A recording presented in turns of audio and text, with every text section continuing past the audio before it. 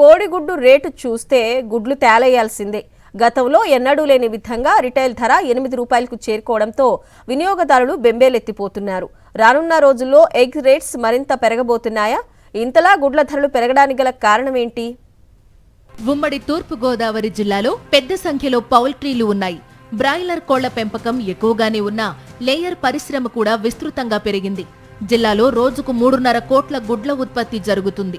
జిల్లాలో ఉత్పత్తి అయ్యే గుడ్లలో 35% స్థానికంగా వినియోగిస్తుండగా అత్యధికంగా 2,20,00,000 గుడ్లను ఇతర ప్రాంతాలకు ఎగుమతి చేస్తున్నారు. నిత్యం 40 లారీల్లో ఒడిషా, పశ్చిమ బెంగాల్, బీహార్, అస్సోం రాష్ట్రాలకు గుడ్లు ఎగుమతి అవుతున్నాయి. కొన్నాళ్ల క్రితం పౌల్ట్రీ రైతులు ఇబ్బందికర పరిస్థితులు ఎదుర్కొన్నారు. కోళ్లకు వైరస్ సోకడంతో భారీగా మృతి చెందాయి. పౌల్ట్రీ పరిశ్రమ తీవ్ర ఒడిదుడుకులకు లోనయ్యింది. వరుసగా ఏర్పడిన సమస్యలతో దాదాపు 5 కోట్ల వరకు ఉన్న లేయర్ కోళ్ల సంఖ్య 4 కోట్లకు తగ్గిపోయింది. దీంతో పౌల్ట్రీ యజమానులు నష్టాలు ఎదుర్కొన్నారు. గుడ్ల ఉత్పత్తి కూడా తగ్గిపోయింది. కోళ్ల ఫారాలు కూడా చాలా వరకు మూతపడ్డాయి. ఉమ్మడి తూర్పు గోదావరి జిల్లాలో అనపర్తి, మండపేట ప్రాంతంలో భారీ పౌల్ట్రీ ఫారాలు ఉన్నాయి. ప్రతిరోజు కోట్ల సంఖ్యలో గుడ్లు ఇక్కడే ఉత్పత్తి అవుతున్నాయి. సాధారణంగా వేసవిలో కార్తీక మాసంలో గుడ్ల అమ్మకాలు తక్కువగా ఉంటాయి. అయితే దీనికి భిన్నంగా ఈ అక్టోబర్, నవంబర్ మధ్య కాలంలో ₹5.44 నుండి ప్రారంభమైన గుడ్డు ధర పెరుగుతూనే వస్తుంది.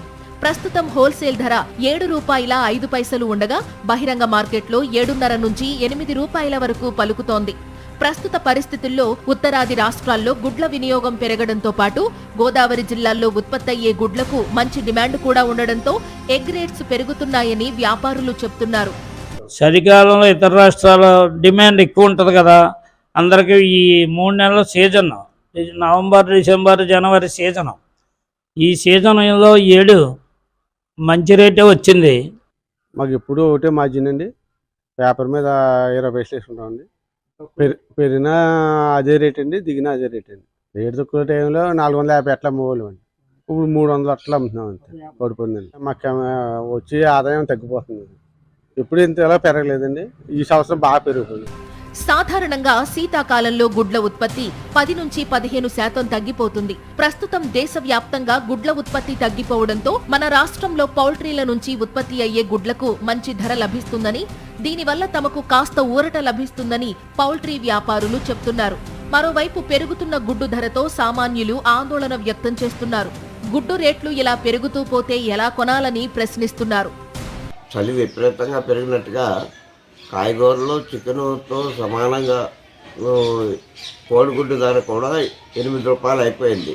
ఇలా ఉంటే ఒక సామాన్యుడు వారానికి 4 సార్లు తినే పరిస్థితి ఉన్నప్పుడు ఏ విధంగా తినాలి? ధరలు తగ్గించాలి.